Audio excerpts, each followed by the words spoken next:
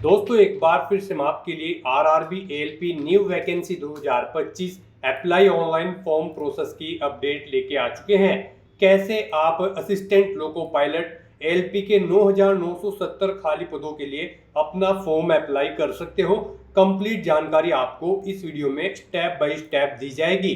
आवेदन करते समय आपको कोई भी ऐसी गलती या फिर मिस्टेक नहीं करनी होगी जिसको करने से आपके एप्लीकेशन फॉर्म रिजेक्ट हो सकते हैं। आवेदन करते समय आपको कुछ महत्वपूर्ण बातों का भी ध्यान रखना होगा, तभी आपके फॉर्म सक्सेसफुली सबमिट किए जाएंगे। अप्लाई करते समय आपको फोटोग्राफ, सिग्नेचर, डॉक्यूमेंट कैसे और कितने केबी में अपलोड करने होंगे, कैसे आप फीस पेमेंट करोगे, क्वालिफिकेशन डिटेल आप कैसे दोगे, कैसे आप जोन सेलेक्ट करोगे, किस जोन के लिए आपको कैसे अप्लाई करना होगा, कंप्लीट इन्फॉर्मेशन आपको इस वीडियो में स्टेप बाय स्टेप दी जाएगी। तो आपको ये वीडियो शुरू से लेके एंड तक बिना स्किप किए हुए देखनी होगी। इस वीडियो को कंप्लीटली देखने पर ही आपके सभी सवाल और डाउट क्लियर होंगे। तो चलिए दोस्तों बिना कोई वक्त गंवाए शुरू करते हैं RRB ALP new vacancy 2025 apply online की पूरी जानकारी। फॉर्म भरने से पहले आपको हमारी वेबसाइट आईएनडी सरकारी नौकरी के पेज पर विजिट करना होगा, जिसका लिंक आपको नीचे description plus first comment box में मिल जाएगा। और हमारे इस पेज पर विजिट करके आप यहां से एएलपी वैकेंसी का फॉर्म अप्लाई कर सकते हो।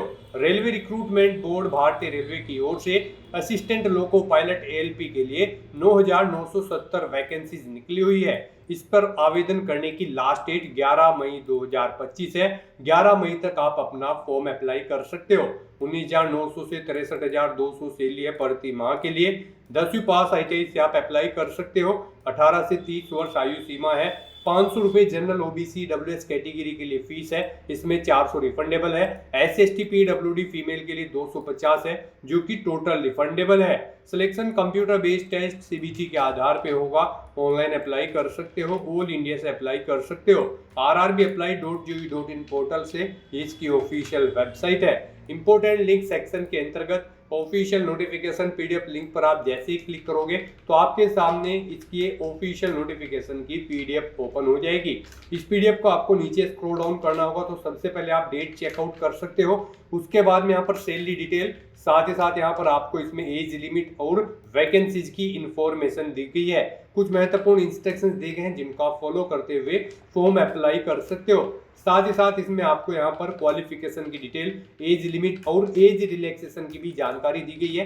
किस कैटेगरी को कितनी आयु सीमा में छूट दी जा रही है वो आप चेकआउट कर सकते हो। उसके बाद में फीस पेमेंट की इंफॉर्मेशन आपको यहाँ पर इसमें दे दी गई है। फीस पेमेंट आपको किस कैटेगरी के लिए कितना और कैसे जमा करना होगा। उसके बाद में यहाँ पर आपको इसमें एग्जाम पैटर्न और सिलेबस की डिटेल दी गई है। आपको रिक्रूटमेंट प्रोसेस के अंतर्गत पैटर्न और सिलेबस की जानकारी दे दी गई है। आप यहाँ से पूरा सिलेबस रीड आउट कर सकते हो। और साथ ही साथ यहाँ पर आपको हाउ टू अप्लाई का भी प्रोसीजर दिया गया है, इसको आप फॉलो कर सकते हो। उसमें आपको जानकारी दी गई है कैसे रजिस्ट्रेशन से प्रिंट तक आप अपना फॉर्म अप्लाई करोगे, फोटोग्राफ, सिग्नेचर, डॉक्यूमेंट कैसे और कितने केबी में आप अपलोड करोगे। कंप्लीट इन्फॉर्मेशन आपको पीडीएफ में ही दे दी गई है। साथ ही साथ यहाँ पर आपको इसमें जोन वाइज वैकेंसीज की भी इंफॉर्मेशन दी गई है, यहाँ पर किस जोन में कितनी वैकेंसीज निकली है। तो अप्लाई करने से पहले आपको नोटिफिकेशन की पीडीएफ पूरा पढ़ना अनिवार्य है। इसको पूरा पढ़ने से ही आपके सभी सवाल और डाउट क्लियर होंगे। पीडीएफ रीड आउट करने के बाद में आपको अप्लाई ऑनलाइन लिंक पर क्लिक करना होगा, तो आपके सामने ऑनलाइन करने का इसका ये ऑफिशियल पोर्टल ओपन हो जाएगा। गाइड यहाँ पर आपको डाउनलोड फॉर्मेट्स का ऑप्शन दिया गया है। यहाँ पर आपको CN 1/2025 के इस ऑप्शन पर अपना कर्सर लाना है। और यहाँ पर अगर आपको कास्ट सर्टिफिकेट या फिर इनकम सर्टिफिकेट की जरूरत है तो उनके फॉर्मेट आप यहाँ से डाउनलोड कर सकते हो। अप्लाई करने के लिए आपको यहाँ पर अप्लाई की ये टैब दी गई है। इसके ऊपर जैसे ही आप अपना कर्सर लाएंगे यहाँ पर आपको दो ऑप्शन होंगे, क्रिएट एन अकाउंट और ऑलरेडी हैव एन अकाउंट। अगर आपने यहाँ पर अपना अकाउंट पहले से क्रिएट कर रखा है तो आपको ऑलरेडी हैव एन अकाउंट के इस ऑप्शन पर क्लिक करना है। उसके बाद आपके सामने कुछ इस तरह से इंटरफेस होगा। यहाँ पर आपके पास दो ऑप्शन है लॉगिन करने के, लॉगिन विद आधार और लॉगिन विद आरआरबी अकाउंट। आप इनमें से किसी भी ऑप्शन का यूज करते हुए अपने अकाउंट में लॉगिन कर लें और वहां से आप अपना फॉर्म अप्लाई कर लें। और अगर आप इस भर्ती के लिए या फिर आरआरबी की किसी भी भर्ती के लिए 2024 से आप फर्स्ट टाइम अप्लाई करने जा रहे हो तो सबसे पहले यहाँ पर आपको अपना अकाउंट क्रिएट करना होगा। उसके लिए आपको क्रिएट एन अकाउंट के इस ऑप्शन पर क्लिक करना है। उसके बाद आपके सामने यहाँ पर कुछ इस तरह से इंटरफेस होगा। यहाँ पर आपके सामने ये पॉपअप होगा। इसमें आपसे कहा गया है अगर आपने 2024 या उसके बाद अपना रजिस्ट्रेशन यहाँ पर कर रखा है आरआरबी के इस पोर्टल पर, तो आपको दोबारा से रजिस्ट्रेशन की जरूरत नहीं है। आप अपना यूजर आईडी और पासवर्ड यूज करते हुए लॉगिन करें और अपना फॉर्म अप्लाई कर लें। और अगर आपने 2024 या 25 में रजिस्ट्रेशन नहीं किया है आरआरबी के इस पोर्टल पर, तो यहाँ पर आपको सबसे पहले अपना रजिस्ट्रेशन करना होगा और उसके बाद आपको अपना फॉर्म अप्लाई करना है। तो यहाँ पर आकर आपको ओके के इस ऑप्शन पर क्लिक करना है। फिर यहाँ पर आकर आपको अपनी नेशनलिटी सिलेक्ट कर लेनी है। उसके बाद यहाँ पर आपको अपना कंप्लीट नाम यहाँ पर एंटर करना है। 10वीं की मार्कशीट के अकॉर्डिंग आपका नाम होना चाहिए। फिर उसी नाम को आपको यहाँ पर रिटाइप कर देना है। उसके बाद आपसे पूछा गया है कि क्या आपने कभी अपना नाम चेंज किया है, अगर किया है तो यस ऑप्शन सिलेक्ट करें और फिर आप I understand and I agree के इस ऑप्शन पर क्लिक करें और फिर जो नाम आपने चेंज किया है वो चेंज नेम यहाँ पर आप एंटर करें, उसे रिटाइप करें। और अगर आपने कभी अपना नाम चेंज नहीं किया है तो यहाँ पर आपको नो ऑप्शन सेलेक्ट कर लेना है। उसके बाद यहाँ पर आपको अपनी डेट ऑफ बर्थ सेलेक्ट करनी है। ये डेट ऑफ बर्थ आपको 10वीं की मार्कशीट के अकॉर्डिंग सेलेक्ट करनी है। फिर उसे यहाँ पर आपको टाइप करना है DDMMYY फॉर्मेट में, यानी कि आपको अपनी डेट ऑफ बर्थ यहाँ पर रिटाइप कर देनी है। उसके बाद यहाँ पर आपको अपना जेंडर सेलेक्ट करना है। फिर यहाँ पर आपको अपना जेंडर भी दोबारा से एक बार फिर सिलेक्ट करना होगा। उसके बाद यहाँ पर आपको अपने फादर का नाम एंटर करना है, उसे रिटाइप करना है। मदर का नाम एंटर करना है, उसे भी रिटाइप कर देना है। उसके बाद यहाँ पर आपको अपनी कॉन्टैक्ट डिटेल देनी है। यहाँ पर आकर आपको अपना ईमेल एड्रेस एंटर करना है। उसके बाद जनरेट ईमेल OTP ऑप्शन पर क्लिक करना है। अपना मोबाइल नंबर आपको एंटर करना है। जनरेट मोबाइल OTP ऑप्शन पर क्लिक करना है। उसके बाद आपके ईमेल आईडी और मोबाइल नंबर पर 2 OTP आएंगे। वो OTP आपको यहाँ पर एंटर करने हैं और अपना मोबाइल नंबर और ईमेल आईडी को वेरीफाई कर लेना है। उसके बाद यहाँ पर आपको अपना आधार वेरिफिकेशन करना है। यहाँ पर आकर आप अपना आधार कार्ड नंबर एंटर करें। फिर यहाँ पर आप जनरेट आधार OTP के इस ऑप्शन पर क्लिक करें।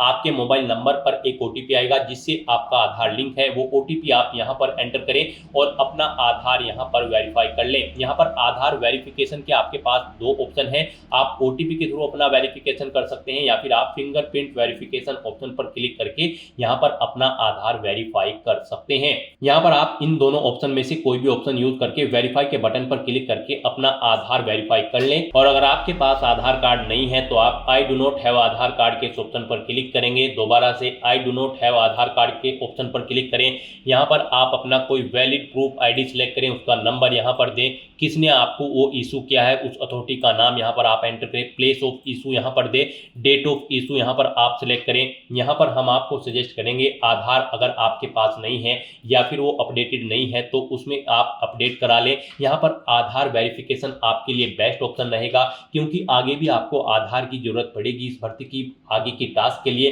तो यहाँ पर आप बेस्ट रहेगा कि आप अपना आधार वेरीफाई कर लें। उसके बाद यहाँ पर आपको चेकबॉक्स को ओके करना है। फिर यहाँ पर आपको अपना पासवर्ड क्रिएट करना है। पासवर्ड यहाँ पर आप कोशिश करें कि आपका पासवर्ड अल्फा न्यूमेरिक फॉर्मेट में हो। मींस आपके पासवर्ड में कम से कम एक अपर केस कैरेक्टर, एक लोअर केस कैरेक्टर, एक इंटीजर नंबर और एक स्पेशल कैरेक्टर जैसे कि @ या फिर डॉलर होना चाहिए। तो इस फॉर्मेट में यहाँ पर आपको अपना पासवर्ड रेडी कर लेना है। वही पासवर्ड आपको कंफर्म पासवर्ड फील्ड में एंटर करना है। इस कैप्चा कोड के इस चेकबॉक्स को ओके करना है और फिर गाइस यहाँ पर आपको preview and create an account के इस ऑप्शन पर क्लिक कर देना है। यहाँ पर इस ऑप्शन पर क्लिक करते ही आपकी जो डिटेल्स आपने फिल की होगी यहाँ पर रजिस्ट्रेशन की, उनका पूरा प्रीव्यू आपको शो होगा। उन्हें आपको केयरफुली चेकआउट करना है। अगर कोई मिस्टेक होगी तो आप एडिट कर लेंगे, नहीं तो आपको अपना रजिस्ट्रेशन कंप्लीट कर लेना है। आपका रजिस्ट्रेशन सक्सेसफुली कंप्लीट होने के बाद आपको आरआरबी के ऑफिशियल पोर्टल पर रिडायरेक्ट कर दिया जाएगा। यहाँ पर आकर आपको दोबारा से अप्लाई के इस ऑप्शन पर क्लिक करना है। फिर यहाँ पर आपको ऑलरेडी हैव एन अकाउंट के इस ऑप्शन पर क्लिक करना है या फिर आपके सामने डायरेक्टली यही इंटरफेस शो होगा। फिर यहाँ पर आने के बाद आपको लॉगिन विद आधार या फिर लॉगिन विद आरआरबी अकाउंट, इन दोनों ऑप्शन में से कोई भी ऑप्शन का यूज करते हुए आपको अपने डैशबोर्ड में लॉगिन करना है। गाइस यहाँ पर अगर आप login with Aadhaar option select करते हैं तो फिर यहाँ पर आपको अपना आधार नंबर एंटर करना है। उसके बाद आपको जनरेट आधार OTP के ऑप्शन पर क्लिक करना है। एक OTP आपके मोबाइल नंबर पर आएगा जिससे आपका आधार लिंक है। वो OTP आपको यहाँ पर एंटर करना है। I am not a robot, इस चेकबॉक्स को ओके करना है और फिर आपको यहाँ पर लॉगिन के इस ऑप्शन पर क्लिक करके अपने डैशबोर्ड में लॉगिन कर लेना है और फिर वहां से आपको अपना फॉर्म अप्लाई करना है। और अगर आप login with RRB account option select करते हैं तो आपके सामने फिर यहाँ पर कुछ इस तरह से इंटरफेस शो होगा। यहाँ पर आने के बाद अब आपको अपना मोबाइल नंबर या फिर ईमेल एड्रेस एंटर करना है, अपना पासवर्ड आपको एंटर करना है, I am not a robot आपको इस चेकबॉक्स को ओके करना है और फिर यहाँ पर आपको कैप्चा कोड के अकॉर्डिंग आपको इमेज सेलेक्ट कर लेनी है और फिर गाइस यहाँ पर आपको लॉगिन के इस ऑप्शन पर क्लिक करके अपने डैशबोर्ड में लॉगिन कर लेना है। जैसे ही आप लॉगिन के ऑप्शन पर क्लिक करेंगे आपके सामने कुछ इस तरह से इंटरफेस होगा। यहाँ पर अब आपको 2 फैक्टर ऑथेंटिकेशन मोड कंप्लीट करना है। यहाँ पर आप सेंड ओटीपी टू ईमेल आप इस ऑप्शन पर क्लिक करें, आपकी ईमेल आईडी पर एक ओटीपी जाएगा, वो ओटीपी आप यहाँ पर एंटर करें या फिर आप सेंड ओटीपी टू फोन के ऑप्शन पर क्लिक करें, फिर आपके मोबाइल नंबर पर एक ओटीपी जाएगा, वो ओटीपी आपको यहाँ पर एंटर करना है और फिर गाइस आपको लॉगिन के इस ऑप्शन पर क्लिक करके अपने डैशबोर्ड में लॉगिन कर लेना है। लॉगिन करने के बाद आपके सामने आपका डैशबोर्ड कुछ इस तरह से शो होगा। यहाँ पर आपको टॉप पर ही 4 ऑप्शन दिए गए हैं। सबसे पहले यहाँ पर आपको कुछ जनरल इंस्ट्रक्शन दिए गए हैं। आपको फॉर्म अप्लाई करने से पहले इन्हें केयरफुली रीड कर लेना है। यहाँ पर ऑनलाइन एप्लीकेशन का ऑप्शन है, एप्लीकेशन हिस्ट्री है। यहाँ पर जब आप फॉर्म अप्लाई कर लोगे तो फिर आप इस ऑप्शन में जाकर चेकआउट कर पाओगे आप अपना एप्लीकेशन फॉर्म सक्सेसफुली सबमिट कर चुके हो या फिर नहीं। और मॉडिफाई रजिस्ट्रेशन डिटेल आपको ये ऑप्शन दिया गया है, इस पर क्लिक करके यहाँ पर आप अगर आपके रजिस्ट्रेशन में मॉडिफाई करना चाहते हैं तो आप मॉडिफाई कर सकते हैं। यहाँ पर ये ऑप्शन आपका 18 अप्रैल 2025 के बाद एक्टिव होगा। आप इस ऑप्शन का यूज करते हुए अगर आपने रजिस्ट्रेशन में चेंज आउट करना चाहते हैं तो आप चेंज कर सकते हैं। तो यहाँ पर बस अब अगर आपका रजिस्ट्रेशन ओके है तो आपको अपना ऑनलाइन फॉर्म फिल करना है। उसके लिए आपको ऑनलाइन एप्लीकेशन के इस ऑप्शन पर क्लिक करना है या फिर जनरल इंस्ट्रक्शन के यहाँ पर आपको ऑनलाइन एप्लीकेशन के इस ऑप्शन पर क्लिक करना है। नेक्स्ट आपके सामने कुछ इस तरह से इंटरफेस होगा। यहाँ पर आपको आरआरबी असिस्टेंट लोको पायलट का ये सेक्शन दे दिया गया है। यहाँ पर सीएन नंबर 1/2025 में सबसे पहले आपको बोर्ड का नाम सेलेक्ट करना है जिस बोर्ड के लिए आप अप्लाई करना चाहते हैं। आप अपनी चॉइस के अकॉर्डिंग कोई भी बोर्ड यहाँ पर सिलेक्ट करें, इस चेकबॉक्स को ओके करें, यानी कि आपको आरआरबी आरआरसी की किसी भी भर्ती एग्जाम में बैठने से नहीं रोका गया है तो आपको इस चेकबॉक्स को ओके कर देना है और उसके बाद गाइस यहाँ पर आपको नेक्स्ट के इस ऑप्शन पर क्लिक करना है। नेक्स्ट आपके सामने कुछ इस तरह से इंटरफेस होगा। यहाँ पर आपकी कुछ डिटेल ऑटोमेटिकली फेच कर ली गई है आपके रजिस्ट्रेशन से। यहाँ पर बस अब आपको सबसे पहले अपना मैरिटल स्टेटस देना है, उसके बाद आपको अपना रिलीजन सेलेक्ट करना है, अपनी मातृभाषा यहाँ पर आपको सिलेक्ट कर लेनी है। फिर यहाँ पर आपको choice of language for examination, जिस लैंग्वेज में आप अपना एग्जाम चाहते हैं वो लैंग्वेज यहाँ पर आपको सिलेक्ट करनी है। फिर यहाँ पर आपकी बॉडी पर कोई कट या तिल का निशान है तो उस पैलेस का नाम यहाँ पर आपको एंटर कर देना है। 2 पैलेस के नाम यहाँ पर आपको एंटर करने हैं, नहीं है तो यहाँ पर आप नो मार्क एंटर कर देंगे। उसके बाद यहाँ पर आपको अपनी कम्युनिटी सेलेक्ट कर लेनी है। उसके बाद यहाँ पर अगर आप रिजर्व कैटेगरी से बिलोंग करते हो तो यहाँ पर आपको अपनी कास्ट का नाम देना है, कम्युनिटी सर्टिफिकेट नंबर देना है। कम्युनिटी सर्टिफिकेट आपको किस अथॉरिटी ने इशू किया है, collector, city magistrate, deputy collector, आप अपने अकॉर्डिंग यहाँ पर ऑप्शन सेलेक्ट करें। उसके बाद इशूइंग स्टेट यहाँ पर आप सिलेक्ट करें। उसके बाद यहाँ पर आपका जो सर्टिफिकेट है वो कब आपको इशू हुआ है वो डेट आपको सिलेक्ट कर लेनी है। फिर यहाँ पर आपसे पूछा गया है कि क्या आप फ्री ट्रैवल पास चाहते हैं रेलवे का, अगर चाहते हैं तो यस करें और फिर यहाँ पर आप अपने नियरेस्ट रेलवे स्टेशन का नाम एंटर करें और फिर यहाँ पर आप अपना वैलिड कास्ट सर्टिफिकेट अपलोड कर दें। आपका सर्टिफिकेट यहाँ पर 400 KB से कम होना चाहिए, PDF फॉर्मेट में होना चाहिए। आपको अपलोड डॉक्यूमेंट के ऑप्शन पर क्लिक करना है, फाइल को सिलेक्ट कर लेना है और अपना कास्ट सर्टिफिकेट यहाँ पर आपको अपलोड कर देना है। और अगर आप यहाँ पर अनरिजर्व कैटेगरी से आते हैं तो फिर आगे के ऑप्शन आपको डिसेबल्ड कर दिए जाएंगे। उसके बाद यहाँ पर आपको अपना प्रेजेंट एड्रेस एंटर करना है, फिर आपको अपना परमानेंट एड्रेस एंटर करना है और अगर आपका परमानेंट एड्रेस आपके प्रेजेंट एड्रेस के अकॉर्डिंग सेम है तो आप इस चेकबॉक्स को ओके कर दें। ऑटोमेटिकली आपका परमानेंट एड्रेस आपके प्रेजेंट एड्रेस के अकॉर्डिंग फिल हो जाएगा। उसके बाद गाइस यहाँ पर आपको सेव के इस ऑप्शन पर क्लिक करके अपनी डिटेल सेव कर देनी है और फिर आपको नेक्स्ट के इस ऑप्शन पर क्लिक करना है। नेक्स्ट गाइस यहाँ पर आपको अपनी कैटेगरी की डिटेल देनी है। यहाँ पर आपसे पूछा गया है कि क्या आप EX सर्विसमैन हैं, अगर हैं तो आप यस ऑप्शन सेलेक्ट करें। फिर यहाँ पर आप अपनी डिफेंस सर्विस सेलेक्ट करें, किसमें आप EX सर्विसमैन थे, आर्मी, नेवी, एयरफोर्स, अपने अकॉर्डिंग ऑप्शन सेलेक्ट करें। अपनी रैंक यहाँ पर एंटर करें, डेट ऑफ अटेस्टेशन यहाँ पर आप सिलेक्ट करें और फिर आपसे पूछा गया कि क्या आप फिलहाल भी डिफेंस सर्विस में कार्यरत हैं, अगर हैं तो यस करें और फिर यहाँ पर नहीं है तो आप नो ऑप्शन सेलेक्ट कर लें। अगर आप यहाँ पर जॉब छोड़ चुके हो, डेट ऑफ डिस्चार्ज यहाँ पर आप सिलेक्ट करें, रीजन ऑफ डिस्चार्ज यहाँ पर दे, डिस्चार्ज सर्टिफिकेट नंबर दे, क्या आपने दोबारा से री एम्प्लॉयमेंट किया है एज ए ईएक्स सर्विसमैन, अगर किया है तो यस करें, नहीं तो नो ऑप्शन सेलेक्ट करें। और गाइज अगर आप ईएक्स सर्विसमैन नहीं हो तो यहाँ पर आपको नो ऑप्शन सेलेक्ट करना है, आगे की डिटेल आपको डिसेबल्ड कर दी जाएगी। फिर यहाँ पर आपसे पूछा गया कि क्या आप ईबीसी सर्टिफिकेट होल्डर कैंडिडेट हैं, अगर हैं तो आप यस करें और फिर I understand and I agree के इस ऑप्शन पर क्लिक करें। फिर यहाँ पर आपसे पूछा गया है कि do you wish to avoid fee concession, अगर आप फीस में कंसेशन चाहते हैं तो यस ऑप्शन सेलेक्ट करें, फिर अपना सर्टिफिकेट नंबर दें, इश्यूइंग अथॉरिटी यहाँ पर आप सेलेक्ट करें, कब आपको ये सर्टिफिकेट इशू हुआ है वो डेट आप सेलेक्ट कर लें। और अगर आप ईबीसी सर्टिफिकेट होल्डर कैंडिडेट नहीं है तो यहाँ पर आपको नो ऑप्शन सेलेक्ट करना है। उसके बाद यहाँ पर आपसे पूछा गया कि क्या आप रेलवे में सर्विस करते हैं, यहाँ पर अगर आप रेलवे एम्प्लॉय हैं तो आप यस करेंगे। फिर यहाँ पर आपसे पूछा गया कि क्या आपने यहाँ पर एनओसी के लिए अप्लाई किया हुआ है, तो यहाँ पर आप किया हुआ है तो यस करें, नहीं तो आप यहाँ पर नो ऑप्शन सेलेक्ट करेंगे। और उसके बाद यहाँ पर आपको अपनी कैटेगरी देनी है, उसके बाद प्लेस ऑफ वर्किंग देना है, अपना जोन यहाँ पर आपको सिलेक्ट करना है। और अगर आप रेलवे के एम्प्लॉय नहीं है तो यहाँ पर आपको नो ऑप्शन सेलेक्ट करना है। उसके बाद यहाँ पर आपको पूछा गया कि क्या आप करंट में कहीं पर एम्प्लॉय हैं, अगर हैं तो यहाँ पर आप ऑप्शन सेलेक्ट करें, आप सेंट्रल गवर्नमेंट में एम्प्लॉय हैं, स्टेट में या फिर किसी पब्लिक सेक्टर में, तो यहाँ पर आप अपने अकॉर्डिंग ऑप्शन सेलेक्ट करें।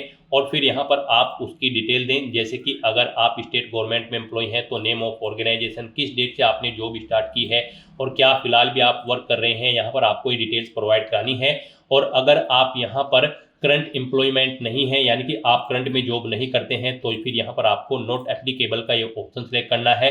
उसके बाद आपको इस पेज को नीचे स्क्रॉल डाउन करना है। नेक्स्ट यहाँ पर आपसे पूछा गया कि क्या आपने अपना एसीटी अप्रेंटिस का कोर्स कंप्लीट किया हुआ है, अगर किया हुआ है तो यहाँ पर आप यस ऑप्शन सेलेक्ट करें, फिर आप अपनी ट्रेड का नाम सेलेक्ट करें, किस ट्रेड में आपने कोर्स कंप्लीट किया है, कब से आपने ट्रेनिंग स्टार्ट की थी वो डेट सेलेक्ट करें, कब कंप्लीट हुई है वो डेट आप सेलेक्ट करें। फिर यहाँ पर आपका रिजल्ट डिक्लेयर हो चुका है या फिर नहीं, आपको येस या नो ऑप्शन सेलेक्ट करना है। और अगर गाइड यहाँ पर आप अपना एसीटी अप्रेंटिस का कोर्स कंप्लीट नहीं किए हो तो यहाँ पर आपको नो ऑप्शन सेलेक्ट करना है, फिर आपको ये डिटेल देनी नहीं होगी। उसके बाद यहाँ पर आपको अपनी बैंक की डिटेल देनी है, यहाँ पर आप अकाउंट होल्डर का नाम एंटर करें, फिर यहाँ पर आकर आपको अपने बैंक अकाउंट का नंबर एंटर करना है, उसे यहाँ पर आपको दोबारा से एंटर करके कंफर्म कर लेना है। फिर आपको अपने बैंक का आईएफएससी कोड देना है, कंफर्म के ऑप्शन पर क्लिक करना है, आपके बैंक का नाम और आपको आपके बैंक का एड्रेस यहाँ पर आपके आईएफएससी कोड के अकॉर्डिंग शो हो जाएगा। इस तरह से अपनी डिटेल यहाँ पर फिल करने के बाद फिर गाइज आपको सेव के इस ऑप्शन पर क्लिक करके अपनी डिटेल सेव कर देनी है और फिर आपको नेक्स्ट के इस ऑप्शन पर क्लिक कर देना है।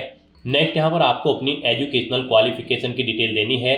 यहाँ पर आरआरबी असिस्टेंट लोको पायलट की इस भर्ती में पार्टिसिपेट करने के लिए आपका 10वीं क्लास पास आउट होना जरूरी है, प्लस आपके पास आईटीआई का सर्टिफिकेट भी होना जरूरी है किसी रिलेवेंट ट्रेड के अंतर्गत। तो यहाँ पर अब आपको सबसे पहले आकर आपको अपनी एडिट के इस ऑप्शन पर क्लिक करना है। उसके बाद यहाँ पर आपको अपनी 10वीं क्लास की डिटेल प्रोवाइड करनी है।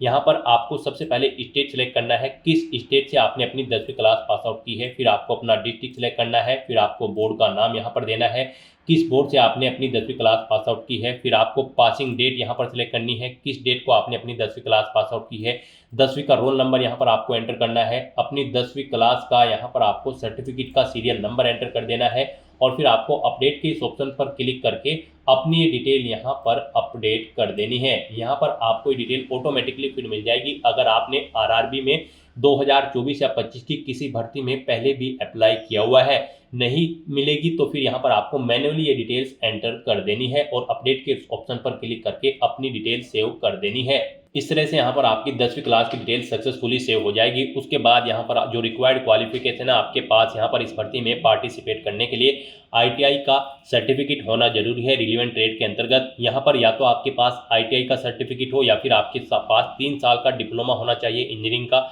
या फिर डिग्री होनी चाहिए इंजीनियरिंग की रिलेवेंट ट्रेड के अंतर्गत, या फिर आपके पास आईटीआई या फिर एनएसी नेशनल अप्रेंटिसशिप सर्टिफिकेट होना चाहिए। तो आपको इनमें से अपनी चॉइस के अकॉर्डिंग कोई भी ऑप्शन सेलेक्ट करना है, जो भी आपके पास है आप यहाँ पर ऑप्शन सेलेक्ट करें। आईटीआई अगर आप सेलेक्ट करते हैं तो फिर यहाँ पर आकर आपको सबसे पहले ट्रेड सेलेक्ट करनी है, किस ट्रेड में आपने अपनी आईटीआई कंप्लीट की है, फिर आपको स्टेट सेलेक्ट करना है, किस स्टेट से आपने अपनी आईटीआई कंप्लीट की है, फिर स्टेट के अकॉर्डिंग यहाँ पर आपको अपना डिस्ट्रिक्ट सेलेक्ट कर लेना है, इंस्टीट्यूट का नाम देना है जिससे आपने अपनी आईटीआई कंप्लीट की है, पासिंग डेट यहाँ पर आपको सिलेक्ट करनी है, कब पास आउट की है, सर्टिफिकेट आपको किसने इशू किया है, आईटीआई का, एनसीवीटी या फिर एससीवीटी ने, आप अपने अकॉर्डिंग ऑप्शन सेलेक्ट करें। सर्टिफिकेट का टाइप यहाँ पर आप सिलेक्ट करें, वो नेशनल ट्रेड सर्टिफिकेट है या फिर स्टेट ट्रेड सर्टिफिकेट है। इस तरह से अपनी डिटेल यहाँ पर फिल करने के बाद फिर आपको ऐड के इस ऑप्शन पर क्लिक करना है और अपनी इस डिटेल को यहाँ पर ऐड कर देना है। इस तरह से यहाँ पर आपकी आईटीआई की डिटेल भी ऐड हो जाएगी। उसके बाद अगर आपके पास 3 साल का डिप्लोमा है इंजीनियरिंग का या फिर डिग्री है इंजीनियरिंग की या फिर एनएससी सर्टिफिकेट है, तो आप अपने अकॉर्डिंग यहाँ पर ऑप्शन सेलेक्ट करके उसकी डिटेल भी सेम ऐसे ही यहाँ पर प्रोवाइड करा सकते हैं। इस तरह से अपनी क्वालिफिकेशन की डिटेल फिल करने के बाद फिर आपको नेक्स्ट के इस ऑप्शन पर क्लिक करना है। नेक्स्ट यहाँ पर आपको अपना फोटो और सिग्नेचर अपलोड करने हैं। गाइस, जैसा कि हमने आपको स्टार्टिंग में ही बताया था कि कौन सी वो कॉमन मिस्टेक है जिसे करने से आपका एप्लीकेशन फॉर्म रिजेक्ट हो सकता है, तो इस सेक्शन में आपको दी गई गाइडलाइंस के अकॉर्डिंग ही अपना फोटो और सिग्नेचर अपलोड करने हैं, अदरवाइज आपके एप्लीकेशन फॉर्म के रिजेक्ट होने के चांसेस रहते हैं। यहाँ पर आपके फोटो की जो हाइट होगी वो 320 पिक्सल होनी चाहिए और जो विड्थ होगी वो 240 पिक्सल होनी चाहिए। जेपीजी या फिर जेपीईजी फॉर्मेट में आपका फोटो होना चाहिए। साइज उसका यहाँ पर 100 KB से 150 KB के बीच में होना चाहिए और जो आपके सिग्नेचर होंगे यहाँ पर उनकी हाइट 60 पिक्सल होनी चाहिए और विड्थ 140 पिक्सल। साइज उनका यहाँ पर 30 KB से 49 KB के बीच में होना चाहिए। जेपीजी या फिर जेपीईजी फॉर्मेट में आपके सिग्नेचर होने चाहिए। यहाँ पर आपके फोटो रिजेक्ट होने के कुछ सैंपल आपको दिए गए हैं। यहाँ पर आपको सैंपल ऑफ फ्यू रिजेक्टेबल फोटोज, आपको इस ऑप्शन पर क्लिक करना है। यहाँ पर आपको सैंपल शो कर दिए गए हैं। यहाँ पर आपका फोटो इस तरह से नहीं होना चाहिए, इस फॉर्मेट में यहाँ पर आपका फोटो होना चाहिए। ग्रीन कलर का जो यहाँ पर आपको साइन शो हो रहा है, इस फॉर्मेट में आपका फोटो होना चाहिए। आपके फोटो का बैकग्राउंड जो है वो यहाँ पर व्हाइट होना चाहिए। कोई भी रंगीन बैकग्राउंड का फोटो यहाँ पर एक्सेप्टेबल नहीं होगा। तो यहाँ से आप चेकआउट कर ले, इन फॉर्मेट में आपके फोटो रिजेक्टेबल होंगे और इस फॉर्मेट में आपका फोटो यहाँ पर एक्सेप्टेबल होगा। सिग्नेचर भी यहाँ पर आपके व्हाइट पेपर पर ब्लैंक इंक पेन से होने चाहिए। तो यहाँ पर अब आपको अपना फोटो और सिग्नेचर अपलोड करने के लिए ब्राउज की इस ऑप्शन पर क्लिक करना है, फाइल को सिलेक्ट कर लेना है और अपना फोटो और सिग्नेचर यहाँ पर आपको अपलोड कर देना है। गाइस, यहाँ पर अगर आपके फोटो या सिग्नेचर का साइज कम या ज्यादा है तो आप उसे यहाँ पर रिसाइज कर सकते हैं। आप यहाँ पर MS पेंट में जाकर अपना फोटो या सिग्नेचर दी गई रिक्वायरमेंट के अकॉर्डिंग सेट कर लें, या फिर बहुत सारी ऑनलाइन वेबसाइट्स हैं उन पर आप अपना फोटो या सिग्नेचर अपलोड करके उनका साइज दी गई रिक्वायरमेंट के अकॉर्डिंग सेट कर सकते हैं। आप गूगल पर जाएं, वहां पर आप इमेज रिसाइजर टाइप करें, मल्टीपल्स वेबसाइट आपके सामने शो होंगी। वहां पर आप सिलेक्ट इमेज ऑप्शन पर क्लिक करें, इमेज को सिलेक्ट करें और अपनी दी गई गाइडलाइंस के अकॉर्डिंग आप उसका फोटो का साइज यहाँ पर सेट कर लें और फिर यहाँ पर आप अपना फोटो और सिग्नेचर अपलोड कर दें। इस तरह से यहाँ पर आपको अपना फोटो और सिग्नेचर अपलोड करने के बाद फिर आपको सेव के इस ऑप्शन पर क्लिक करके अपना फोटो और सिग्नेचर सेव कर देने हैं और फिर गाइस यहाँ पर आपको नेक्स्ट के इस ऑप्शन पर क्लिक करना है। नेक्स्ट यहाँ पर आपको अपनी जोन प्रेफरेंस देनी है। आपने स्टार्टिंग में जो भी बोर्ड सेलेक्ट किया होगा उसके अकॉर्डिंग आप जिस भी जोन पर अप्लाई करने के लिए एलिजिबल हैं वो जोन्स यहाँ पर आपको शो कर दी गई हैं। अब आपको यहाँ पर अपनी चॉइस के अकॉर्डिंग इन्हें प्रेफरेंस देना है। यहाँ पर आप जिस जोन को फर्स्ट नंबर पर सिलेक्ट करेंगे, यानी कि उसके सामने प्लस के इस ऑप्शन पर क्लिक करेंगे, उसे यहाँ पर फर्स्ट प्रेफरेंस दिया जाएगा और जिसे आप सेकंड नंबर पर सिलेक्ट करेंगे उसे यहाँ पर सेकंड नंबर पर प्रेफरेंस दिया जाएगा। आप अपनी चॉइस के अकॉर्डिंग यहाँ पर जिस भी जोन को जिस नंबर पर प्रेफरेंस देना चाहते हैं उस नंबर पर सिलेक्ट करके अपने जोन की प्रेफरेंस यहाँ पर सेट कर दें। उसके बाद आपको इस पेज को नीचे स्क्रॉल डाउन करना है। उसके बाद यहाँ पर आपको इस चेकबॉक्स को ओके करना है। फिर यहाँ पर आपको अपनी एग्जाम की ट्रेड सेलेक्ट कर लेनी है, जिस ट्रेड के लिए आप अप्लाई करना चाहते हैं। फिर आपको डिक्लेरेशन सेक्शन में आना है, आपको इस चेकबॉक्स को ओके करना है, अपना पैलेस यहाँ पर एंटर करना है और फिर गाइस यहाँ पर आपको सेव के इस ऑप्शन पर क्लिक करके अपनी डिटेल सेव कर देनी है और उसके बाद आपको यहाँ पर प्रीव्यू एप्लीकेशन के इस ऑप्शन पर क्लिक करना है। नेक्स्ट आपको आपके एप्लीकेशन फॉर्म का पूरा प्रीव्यू यहाँ पर शो कर दिया गया है। आपको सभी डिटेल्स केयरफुली चेकआउट करनी है, पेज को नीचे स्क्रॉल डाउन करना है, इस चेकबॉक्स को ओके करना है। कहीं पर कोई मिस्टेक है तो आप यहाँ पर एडिट के इस ऑप्शन पर क्लिक करके अपने एप्लीकेशन फॉर्म की डिटेल को एडिट कर सकते हो और अगर सभी चीजें ओके हैं तो यहाँ पर बस अब आपको अपना एप्लीकेशन फॉर्म सबमिट कर देना है। उसके लिए यहाँ पर आपको सबमिट के इस ऑप्शन पर क्लिक करना है। नेक्स्ट आपको यहाँ पर फीस पेमेंट के इंटरफेस पर रिडायरेक्ट कर दिया जाएगा। यहाँ पर गाइड अब आपको अपना फीस पेमेंट करना है। यहाँ पर हम आपको बता दें, जनरल ओबीसी ईडब्ल्यूएस कैंडिडेट को 500 रुपये फीस के रूप में जमा कराने हैं। SC ST PWD women candidate को 250 रुपये फीस के रूप में जमा कराने हैं। SC ST PWD women candidate को 250 रुपये जो फीस जमा करानी है, उनकी पूरी की पूरी फीस यहाँ पर आपको रिफंड कर दी जाएगी। और जनरल ओबीसी ईडब्ल्यूएस कैंडिडेट की 500 में से 400 रुपये फीस यहाँ पर आपको रिफंड कर दी जाएगी बाद में। यहाँ पर तो अब आपको अपना फीस पेमेंट करना है। यहाँ पर फीस पेमेंट करने के लिए आपके पास दो ऑप्शन है, आप पे विद SBI ई-पे या फिर पे विद CSC वॉलेट। आप अपनी चॉइस के अकॉर्डिंग कोई भी ऑप्शन का यूज करते हुए यहाँ पर फीस पेमेंट कर दे। यहाँ पर अगर आप पे विद SBI ई-पे ऑप्शन सेलेक्ट करते हैं तो फिर यहाँ पर आपको चेकबुक को ओके करना है। उसके बाद आपको प्रोसीड के ऑप्शन पर क्लिक करना है। नेक्स्ट यहाँ पर आपके सामने फीस पेमेंट का इंटरफेस ओपन हो जाएगा। गाइस, यहाँ पर आने के बाद आप debit card, credit card, SBI corporate credit card या फिर इंटरनेट बैंकिंग या फिर UPI के माध्यम से अपना फीस पेमेंट कर सकते हो। UPI यहाँ पर आपके लिए बेस्ट ऑप्शन रहेगा। आप UPI के इस ऑप्शन पर क्लिक करें। अगर आपको अपनी UPI ID पता है तो आप एंटर UPI ID के इस ऑप्शन पर क्लिक करें। यहाँ पर आप अपनी UPI ID एंटर करें और वैलिडेट UPI ID ऑप्शन पर क्लिक करते हुए अपना फीस पेमेंट कर दें। और अगर आप QR कोड के थ्रू फीस पेमेंट करना चाहते हैं तो यहाँ पर आप UPI QR के इस ऑप्शन पर क्लिक करें।